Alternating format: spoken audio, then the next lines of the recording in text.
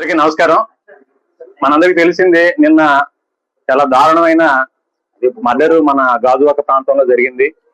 ఇందులో మౌనిక అని చెప్పేసి 30 సంవత్సరాల అమ్మాయి అమ్మాయిని మరి ఇండియన్ నేవీలో పనిచేసే ఈ చింతాడ రవీంద్ర అన్న అతను దారుణంగా నరికి చంపారు. దానికి నేపథ్యం ఏంటంటే, వీళ్ళకి 2021 నుంచి ఈ అమ్మాయికి ఈ రవీంద్రకి పరిచయం ఉంది. ఈ రవీంద్ర కావాలన్న ఉద్దేశంతోనే డేటింగ్ యాప్ ద్వారా ఈ అమ్మాయిని పరిచయం చేసుకున్నారు. పరిచయం చేసుకుని 2021 నుంచి కూడా ఈ రిలేషన్షిప్ కంటిన్యూ అవుతా ఉంది. 2024 ఇతనికి పెళ్లి అయింది. పెళ్లి అయినప్పటికీ కూడా ఈ అమ్మాయితో మరి రిలేషన్షిప్ కంటిన్యూ చేశారు. మరి ఈ మధ్య ఆవిడ అతని వైఫ్ ప్రెగ్నెంట్ అవడం వలన డెలివరీ కోసంగా పుట్టింటికి వెళ్ళింది. ఆ నేపథ్యంలో ఇంకా అతను అమ్మాయిని పిలిపించుకోవడం, ఒక రిలేషన్ కంటిన్యూ చేయడం జరిగింది. అయితే వీళ్ళిద్దరి మధ్య చిన్న గొడవలు స్టార్ట్ అయినాయి. ఆ గొడవల్లో ఆ అమ్మాయిని ఏదో రకంగా చంపేయాలన్న ఉద్దేశంతో అతను నిర్ణయించుకున్నాడు. నిన్న ఆ ఉద్దేశంతోనే నిన్న అతను అమ్మాయిని ఇంటికి పిలిపించుకున్నాడు. అప్పుడు ఇది మన ఎల్వి నగర్ లో, గాజువాక ఎల్వి నగర్ లో కీర్తి ఎన్క్లేవ్ ఫ్లాట్ నంబర్ 102 దాంట్లో ఇతను ఉంటాడు. అతను ఒంటరిగా ఉంటున్నాడు ఇప్పుడు ప్రజెంట్. అమ్మాయిని పిలిపించుకొని పథకం ప్రకారంగా అమ్మాయితో గొడవ పెట్టుకొని అమ్మాయిని గొంతు పిసికేసాడు. అంటే చెప్పిన ప్రకారం ఏంటంటే, ముక్కు నోరు మూసేసి సఫికేషన్ చేసి చంపేశాడు. చంపేసిన తర్వాత అతను ఈ డెడ్ బాడీని ఏ విధంగా డిస్పోజ్ చేయాలో అర్థం కాక దాన్ని కావాలనే ఉద్దేశంతో అతను ఒక కత్తి తీసుకొని ఆ బాడీని 3 ముక్కలు చేశాడు అనమాట. గొంతు, తల, చేతులు, మొండి అన్ని కూడా సెపరేట్ చేశాడు. సెపరేట్ చేసేసి కాళ్ళన్నీ కూడాను ఒక సూట్ కేసులో ప్యాక్ చేశాడు. అదేవిధంగా మొండి భాగం ఫ్రిడ్జ్ లో పెట్టాడు. ఈ తల, చేతుల్ని మరి అంటే 1 by 1 డిస్పోజ్ చేయాలన్న ఉద్దేశం అతని ఉద్దేశం.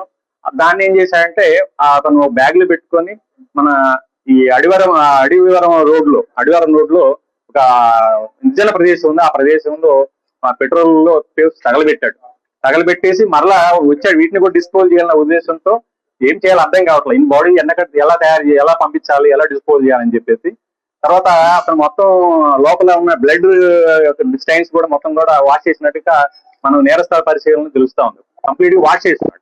అంటే ఏ విధంగా నేరం బయటపడకుండా తప్పించుకోవాలన్న ఉద్దేశం అతను కనబడతా ఉంది. తర్వాత ఇప్పుడు ఈ డెడ్ బాడీస్ లో ఉన్న ఈ భాగాలు ఎలా డిస్పోజ్ చేయలేక అతనికి దిక్కు తెలియలేదు. ఈయన ఏం చేయాలో అర్థం కాక అతను పోలీస్ స్టేషన్ కి వచ్చి సరెండర్ అయ్యగా తెలుస్తా ఉంది. అయితే ఈ విషయం తెలుసుకున్నది తల్లిదండ్రులు ఈ రోజు పోలీస్ స్టేషన్ కి వచ్చి వాళ్ళ మౌనిక తల్లిదండ్రులు వేణుగోపాల్, వాళ్ళ ఫాదర్ పేరు, ఆయన వచ్చి కంప్లైంట్ ఇవ్వడం జరిగింది. ఈ ఫాదర్ వచ్చేసి ఈ మన చిన్న కాంట్రాక్ట్ టీచర్ గా పనిచేస్తారండి పెందుర్తిలో. అందరూ కూడా టీచర్ ఫ్యామిలీ అనమాట. మదర్ ఫ్యామిలీ టీచర్ పనిచేస్తాడు. అయితే ఈ అమ్మాయి డిసీజ్డ్, ఈ మౌనిక ఈ ఇంటర్ వరకు చదువుకుంది. పంజాబ్ నేషనల్ బ్యాంక్ లో ఏదో ఆఫీస్ సబార్డినేట్ గా పనిచేస్తుంది. అంటే కాంట్రాక్ట్ బేసిస్ టెంపరీగా పనిచేస్తూ తర్వాత అప్పుడప్పుడు ఖాళీ సమయంలో ఈవిడ ఈ మ్యారేజ్ ఈవెంట్ కూడా అటెండ్ అవుతా ఉంటుంది అనమాట.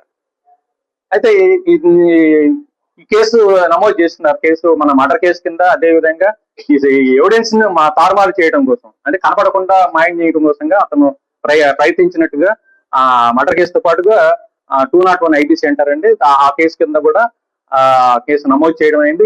దర్యాప్తు స్టార్ట్ చేయడం అయింది. సిఐ గాజువాక ఈ కేసు దర్యాప్తు చేస్తా ఉన్నారు.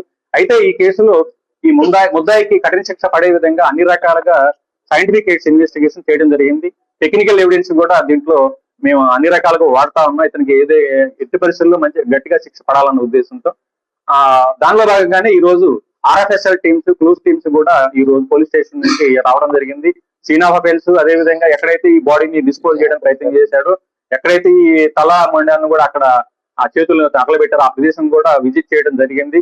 ఇవన్నీ కూడా సీజ్ చేసి మన పోస్ట్ మార్టం నిమిత్తం KGH కి పంపించడం జరిగింది.